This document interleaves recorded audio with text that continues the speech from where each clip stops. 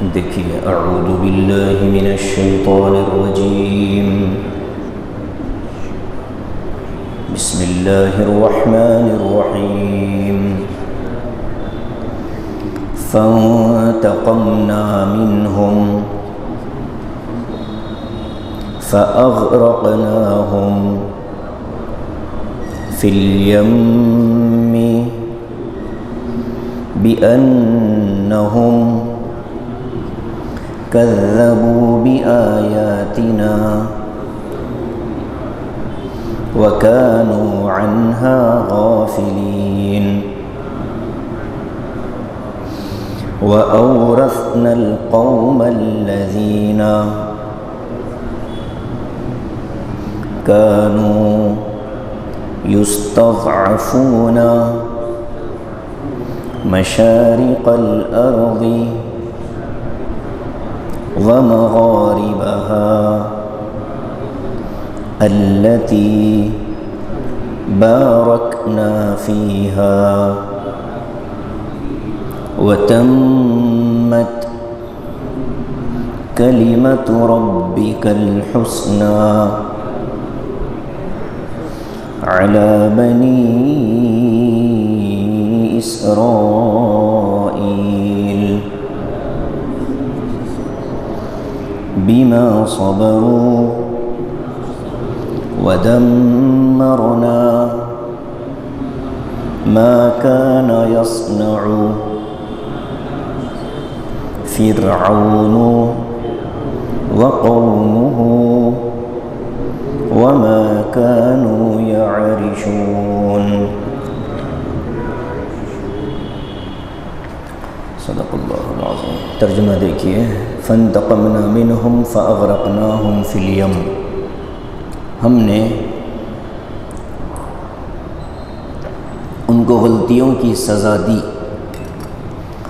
پھر ہم نے ان کو دریا میں ڈبو دیا۔ بِأَنَّهُمْ كَذَّبُوا بِآيَاتِنَا، اس وجہ سے کہ انہوں نے ہماری آیتوں کو جھٹلایا تھا۔ وَكَانُوا عَنْهَا غَافِلِينَ، اور وہ ہماری آیتوں سے جان بوجھ کر غفلت کرتے تھے۔ وَأَوْرَثْنَا الْقَوْمَ، اور ہم نے وارث بنایا ایک ایسی قوم کو، الَّذِينَ كَانُوا يُسْتَضْعَفُونَ، کہ جن کو کمزور سمجھا جاتا تھا۔ مشارق الارض ومغاربها، زمین کے مشرق اور مغرب کے حصوں پر۔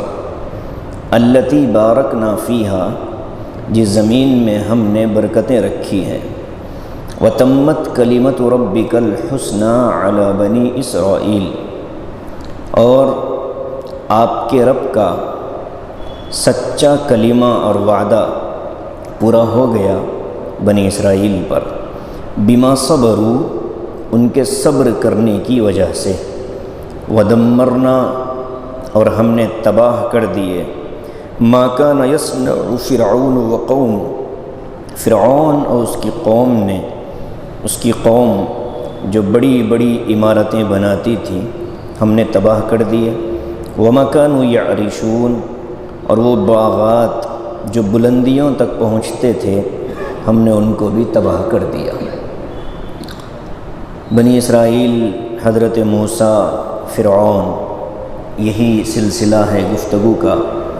پچھلے 5-6 درسوں میں موسیٰ علیہ السلام کے واقعات کا تسلسل ہے۔ اب یہاں سے اس واقعے کا ایک نیا رخ بن رہا ہے، نیا حصہ شروع ہو رہا ہے۔ اور میں نے ابتدا میں عرض کیا تھا کہ حضرت موسیٰ علیہ السلام کا 2 فرعونوں سے سابقہ پڑا تھا۔ پرورش کرنے والا جو فرعون تھا وہ باپ تھا، اور جب حضرت موسیٰ مدین گئے، وہاں سے واپس آئے اور دعوت لے کر جس فرعون کے پاس آئے وہ بیٹا تھا۔ گویا کہ حضرت موسیٰ کے سامنے وقت کے 2 فرعون گزرے۔ پہلا فرعون وہ جس نے حضرت موسیٰ کی پرورش کی، جس کے گھر میں حضرت موسیٰ کو اللہ نے پروان چڑھایا، اور دوسرا وہ جو اس کا بیٹا تھا۔ اب یہ جو گفتگو شروع کی تھی حضرت موسیٰ علیہ السلام کی پیدائش، بچوں کا قتل کر دینا، نجومیوں کی بات سن کر، یہ باپ کا کام تھا۔ جب حضرت موسیٰ پیدا ہو گئے، پرورش ہو گئی، آسیہ جو تھیں، آسیہ وہ حضرت موسیٰ علیہ السلام کی پرورش کرنے والی خاتون تھی، اور موسیٰ علیہ السلام کی دعوت جب آئی تھی تو حضرت آسیہ زندہ تھیں، انتقال نہیں ہوا تھا، انہوں نے ایمان قبول کیا تھا حضرت موسیٰ پر۔ اور حضرت موسیٰ علیہ السلام کی شادی کے بعد 40 سال کے بعد جب آپ کو نبوت عطا کی گئی اور آپ جب ملک مصر واپس آئے تو بیٹا فرعون تھا۔ فرعون ایک لقب ہے جو مصر کے بادشاہوں کو دیا جاتا تھا، اور حضرت موسیٰ علیہ السلام کے سامنے ایک ہی زمانے کے 2 فرعون گزرے۔ یہ جو واقعہ ہے دوسرا حصہ، موسیٰ علیہ السلام کا قوم کو دعوت دے دینا، قوم کا انکار کرنا، جادوگروں کا مقابلہ ہونا، عصا اور ہاتھ کا روشن ہو جانا، عصا کا سانپ بن جانا، اور پھر گزشتہ آیت میں ایک ساتھ بیان ہونے والی مختلف عذابوں کا تذکرہ، فَأَرْسَلْنَا عَلَيْهِمُ الطُّوفَانَ وَالْجَرَادَ وَالْقُمَّلَ وَالضَّفَادِعَ وَالدَّمَ آیات مفصلات، یہ آیتیں تو یہ اللہ تبارک و تعالیٰ نے بیان کی۔ اس پر ایک لمبا عرصہ گزر گیا، یعنی بنی اسرائیل جو تھے، موسیٰ علیہ السلام کی جو قوم تھی یہ بنی اسرائیل کہلاتی تھی۔ فرعون کو ماننے والے قبطی کہلاتے تھے، فرعونی جس کو کہتے ہیں، قبطی قوم کے تعلق رکھنے والے وہ، اور بنی اسرائیل سے تعلق رکھنے والے یہ۔ بنی اسرائیل پر ظلم ہوتا تھا فرعونیوں کی طرف سے، وہ ان کے گھر کے کام کاج کیا کرتے تھے، گھر میں نوکر بنا کر رکھا جاتا تھا، عورتوں کو خادمائیں بنا کر رکھا جاتا تھا، تو یہ سارا نظام چلتا رہا، ایک لمبا عرصہ گزر گیا۔ حضرت موسیٰ علیہ السلام نے جب یہ عذابات آتے تھے تو اوپر ایک آیت ہم پڑھ کر آئے کہ جب بھی عذاب آتا تو قوم حضرت موسیٰ سے یہ درخواست کرتی، ادع لنا ربک بما عہد عندک، اپنے رب سے ہمارے لیے دعا کیجئے، کیا لئن کشفت عنا الرجز، یہ عذاب اگر ہم سے ہٹ گیا، ٹل گیا، لنؤمنن لک، ہم آپ پر ایمان لے آئیں گے، وَلَنُرْسِلَنَّ مَعَكَ بَنِي اسرائیل، اور بنی اسرائیل کو ہم آپ کے ساتھ بھیج دیں گے۔ یہ کہاں بھیجنا ہے؟ میں نے اس سے پہلے یہ بات بتلائی تھی کہ بنی اسرائیل کا اصل مسکن اور مقام ملک شام تھا۔ حضرت یعقوب علیہ السلام کا نام تھا اسرائیل، ان کی نسل کو بنی اسرائیل کہتے ہیں۔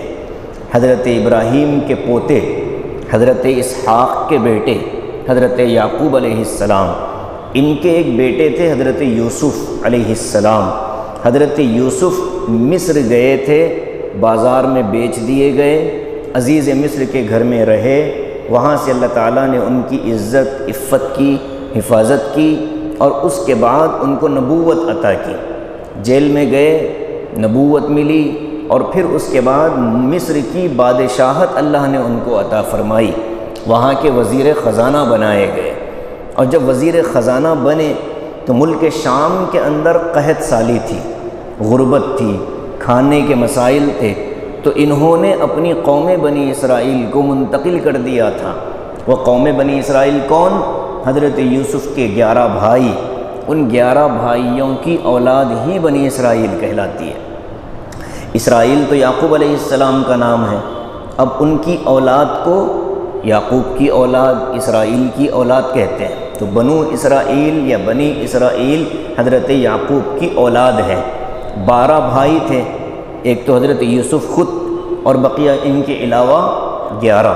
انہوں نے خواب دیکھا تھا نا، رأیت 11 کوكبا، کہ میں نے خواب میں دیکھا کہ 11 ستارے، والشمس والقمر، چاند اور سورج، رأیتہم لی ساجدین، وہ مجھے سجدہ کر رہے ہیں۔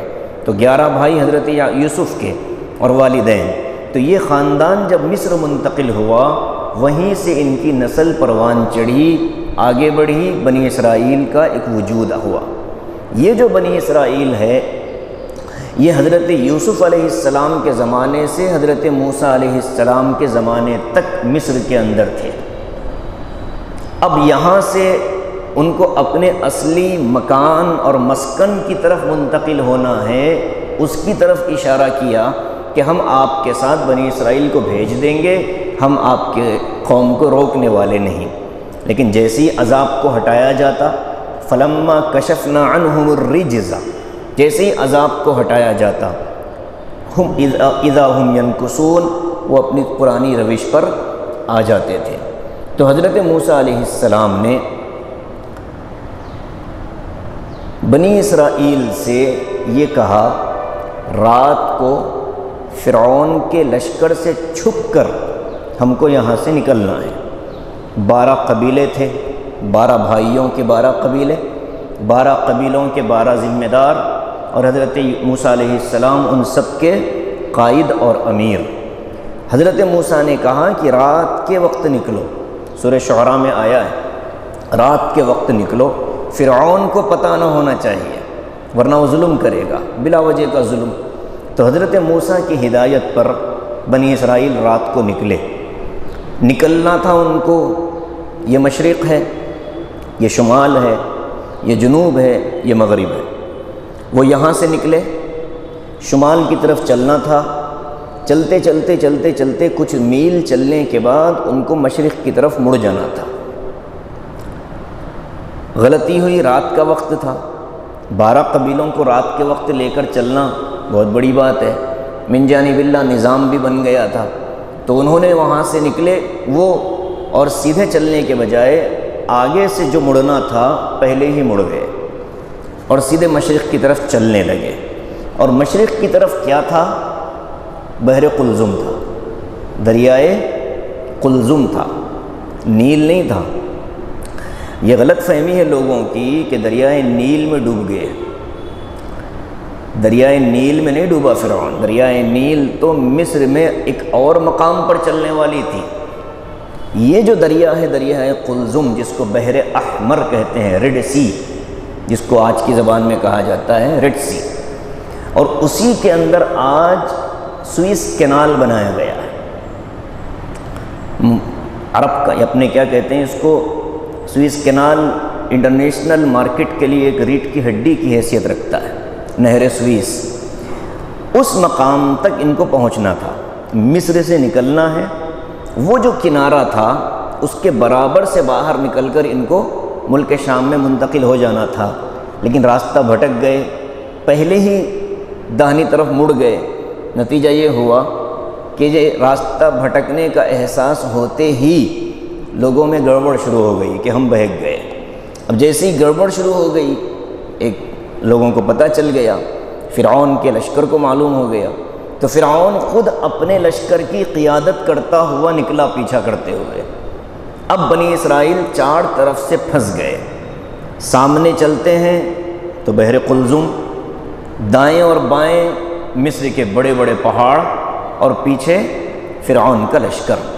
اس صورتحال کو قرآن نے بیان کیا کہ ان لوگوں نے بیک زبان یہ کہا، انا لمدرکون، اے موسیٰ ہم تو پکڑے گئے، انا لمدرکون، ہم تو پکڑے گئے۔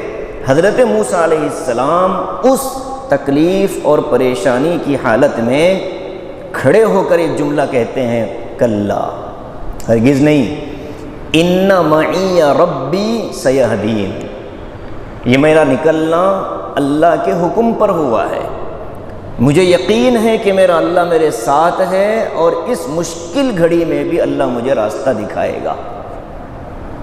یہ ہے ایمان۔ حالات چاروں طرف سے جب نظر آئیں کہ اب کچھ نہیں ہو سکتا، اس موقع پر کھڑے ہو کر یہ کہنا، ان معی ربی سیہدین، کہ نہیں اللہ اس میں بھی راستہ دکھائے گا، یہ ایمان ہے۔ اور اسی ایمان کی آج ہندوستان کے مسلمانوں کو ضرورت ہے کہ آج چھوٹے چھوٹے باتوں پر ہم مایوس ہو کر بیٹھ جاتے ہیں، یہ کفر ہے۔ اللہ کی رحمت سے مایوس ہونا کفر ہے۔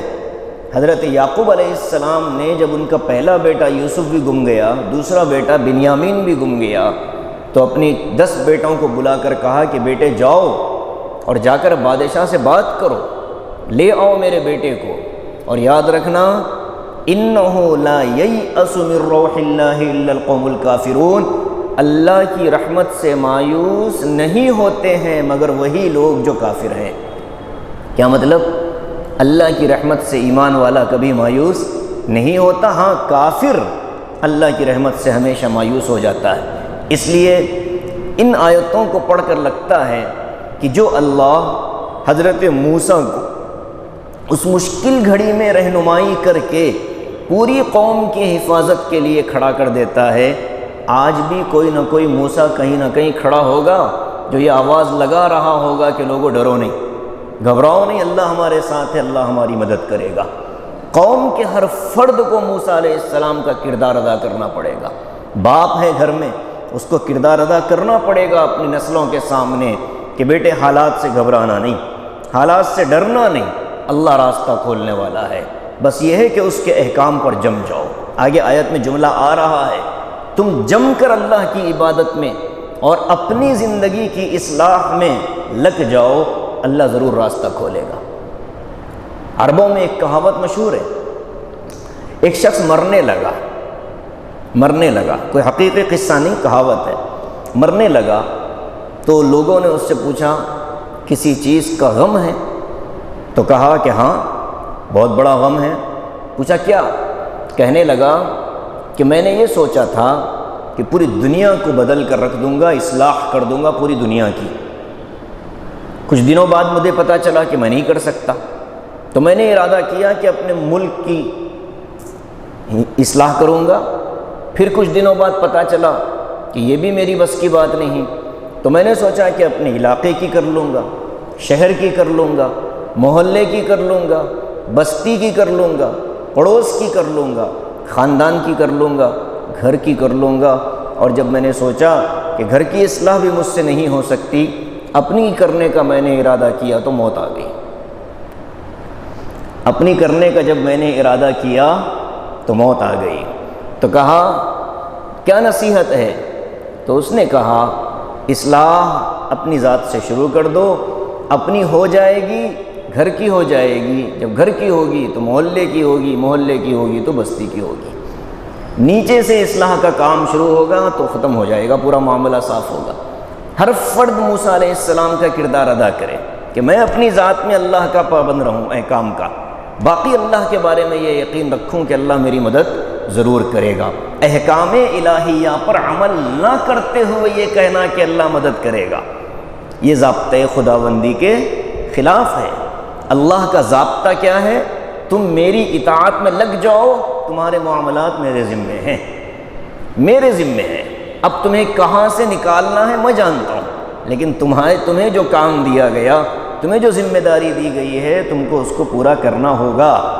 وہاں کوتاہی کرو گے اور پھر یہ سمجھو کہ میں تمہاری مدد کروں گا، یہ میرا ضابطہ نہیں ہے۔ تم مجھے اپنا دے دو، میں تمہارا ہو جاتا ہوں۔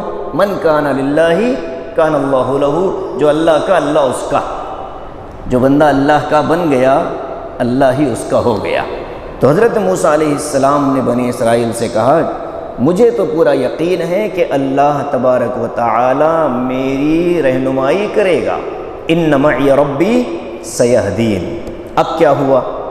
بنی اسرائیل کو یقین نہیں آ رہا تھا، حالانکہ اتنی چیزیں پہلے سے دیکھ چکے، موسیٰ علیہ السلام کے عصا کا کمال دیکھ چکے، موسیٰ علیہ السلام کے ہاتھ کا کمال دیکھ چکے، جادوگروں پر ان کی فتح کو اپنی آنکھوں سے دیکھ چکے، فرعون کا ان کے سامنے شکست کھا جانا دیکھ چکے، لیکن پھر بھی وقت کے نبی پر اعتماد کرنے کو تیار نہیں۔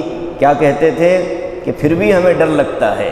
اچانک اللہ نے حضرت موسیٰ کے پاس وحی بھیجی، موسیٰ علیہ السلام کو کہا گیا وہ جو ہاتھ کا عصا ہے اسے سمندر پر مارو۔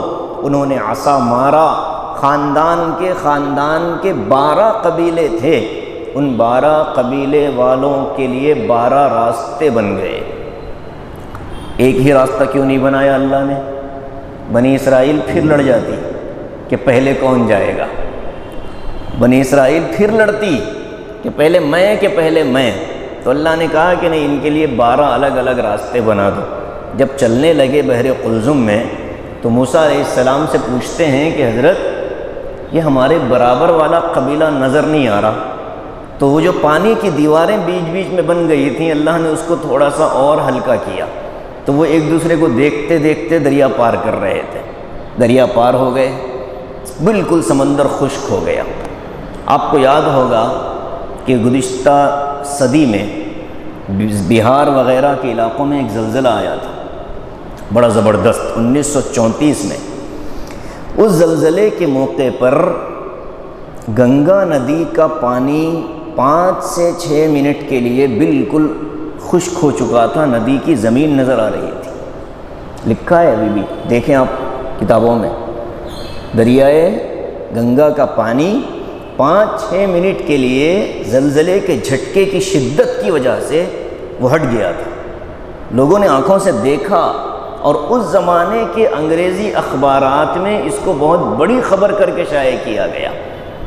یہ اللہ تبارک و تعالیٰ کا ایک معجزہ اس زمانے کے لوگوں کے لیے کہ جو اللہ ہندوستان کے زمین کے اندر بھی یہ معجزہ ظاہر کر سکتا ہے، بحر قلزم میں کرنا اس کے لیے کون سا بڑا معاملہ ہے؟ اللہ کے معجزوں کی کوئی کاٹ نہیں ہو سکتی، کوئی توڑ نہیں ہو سکتا۔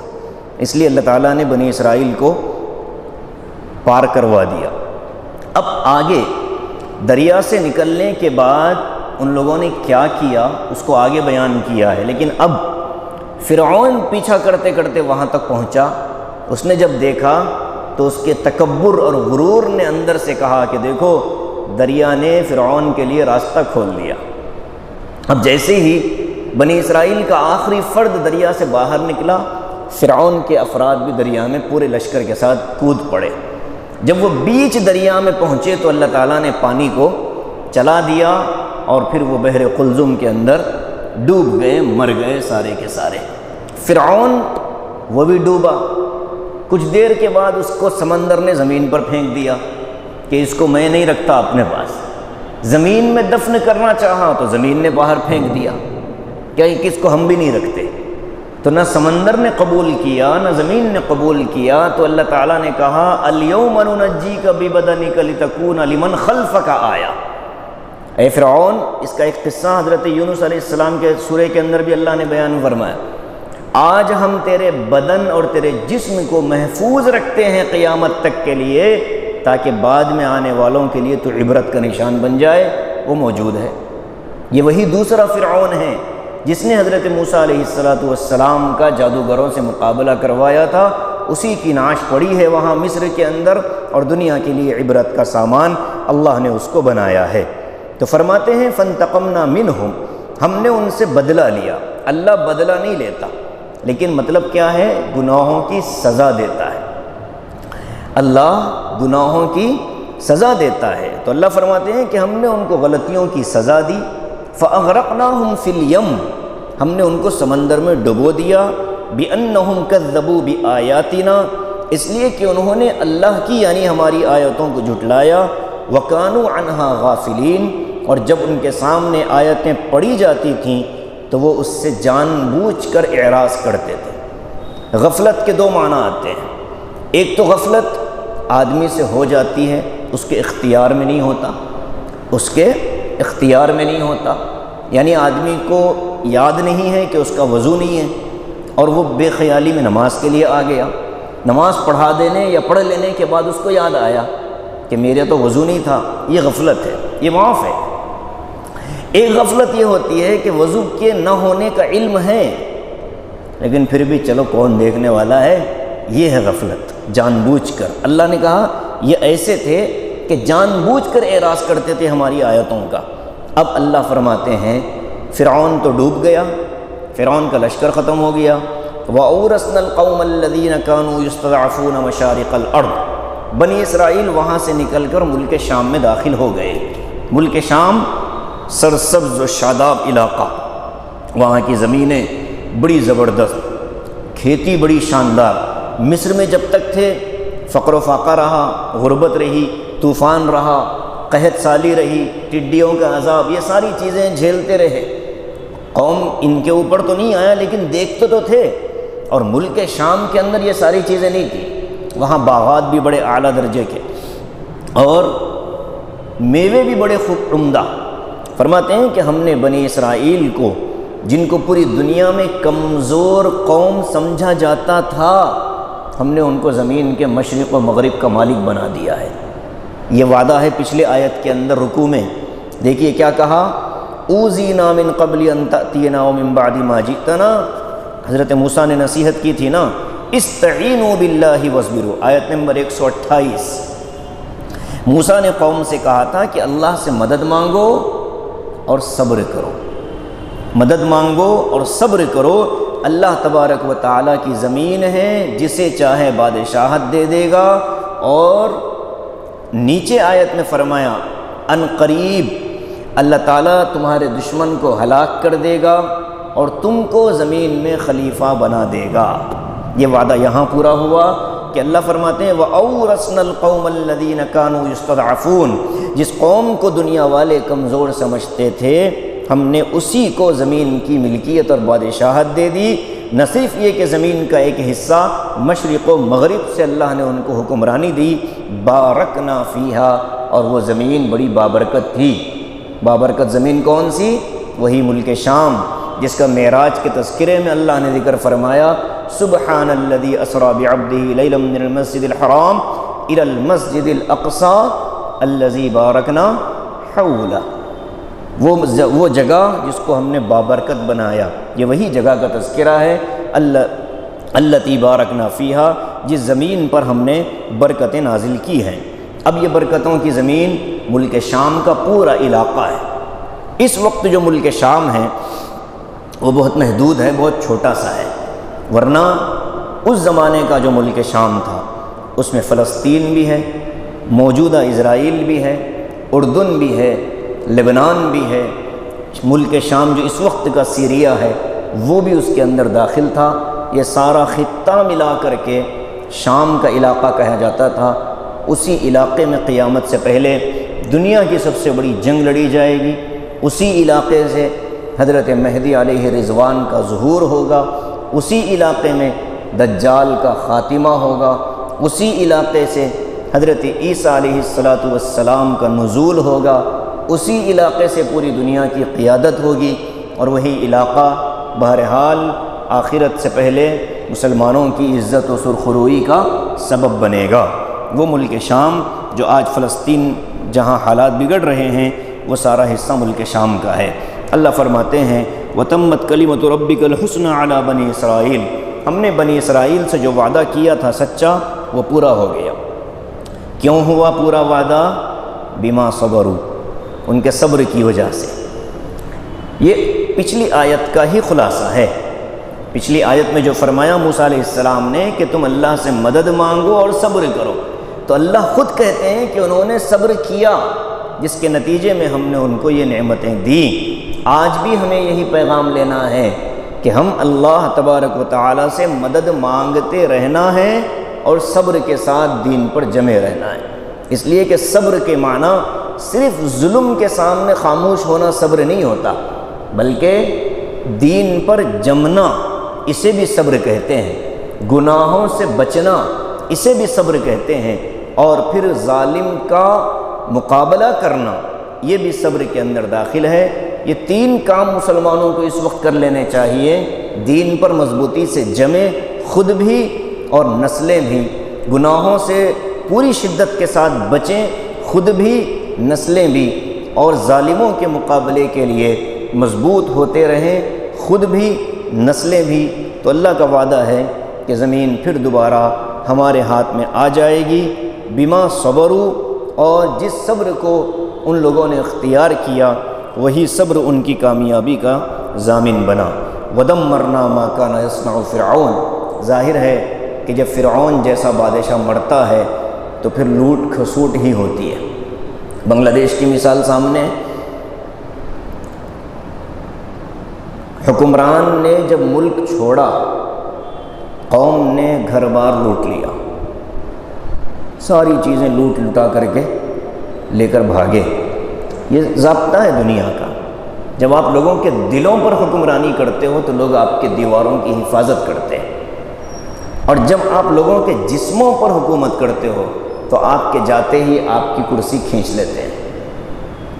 فرعون نے مصر والوں کے دلوں پر حکومت نہیں کی تھی، مصر کی عوام تو زندہ تھی، لشکر ڈوب گیا تھا اس کا، تو وہ جو عوام باقی تھی انہوں نے پھر فرعون کے محلات، اس کے باغات وغیرہ میں تباہی مچائی، لوٹ مار مچائی، جس کے ہاتھ جو لگا وہ اس نے اٹھا لیا۔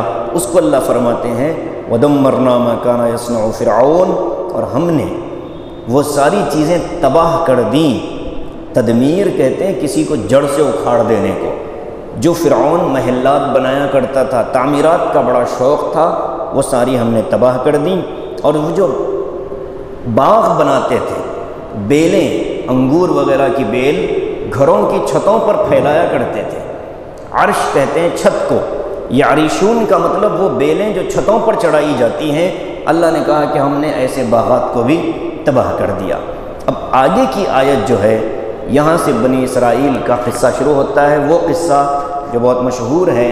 موسیٰ علیہ السلام سے انہوں نے جیسے ہی انہوں نے دیکھا کہ قوم بت پرستی میں مشغول ہے تو انہوں نے درخواست کی موسیٰ سے کہ ہمارے لیے بھی ایک معبود کا پتلا بنا دو۔ اب آگے پھر وہ تذکرہ اور پھر حضرت موسیٰ علیہ السلام کا وادی طور پر جانا، وہاں سے نبوت کا ملنا، یہ ساری چیزیں انشاءاللہ، نبوت نہیں کتاب کا ملنا، یہ ساری چیزیں انشاءاللہ اگلی آیتوں کے اندر آ رہی ہیں۔ اللہ تعالی ہم سب کو دین پر استقامت کے ساتھ جمع رہنے کی توفیق نصیب فرمائے۔ آمین۔ وآخر دعوانا